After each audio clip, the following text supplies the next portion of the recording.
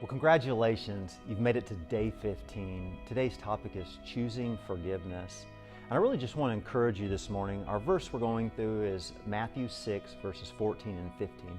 And what it says that if you forgive others when they sin against you, your Heavenly Father will forgive you.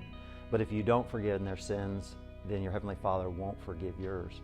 You know, I'm reminded when I think about forgiveness is it's often really actually challenging, and sometimes we're really hard on ourselves. But I want to encourage you that forgiveness is possible.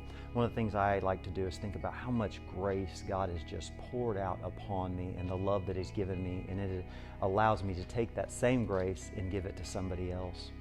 I'm reminded of one of the best accounts of forgiveness that I've ever heard was actually Corrie ten Boom. And some of you may not know her, but she was actually a survivor of the Holocaust. And when she got out, she was preaching one day about forgiveness, and what she found was after she got done preaching, one of the guards from the concentration camp she was in actually came up to her.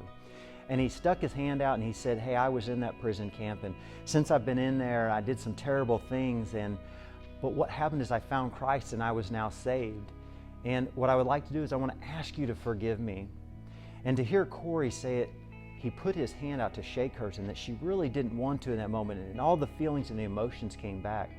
But what she said was that she told God, she said, "But God, I'm willing to put my hand out if you'll make the feelings come." And she said that as she grabbed his hand and she shook it, she said that God's grace just poured all over her and allowed all the years of hurt to disappear. What I want to encourage you with today is no matter what you're holding grudge of or hurt, or you're feeling that you need to forgive, I promise that if you'll put the time in, that if you will forgive by faith, I promise you that God's going to honor you and the feelings will come. It may not be today, but I promise you that forgiveness is a gift that you give yourself.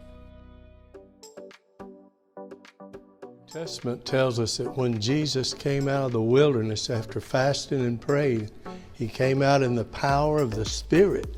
And so I want to invite you to come to our service January 30th at 9 and 11. We're believing for moving in the power of the Spirit just like Jesus did. I want to invite you for these special services. Let's believe for miracles on January 30th and the weeks to follow.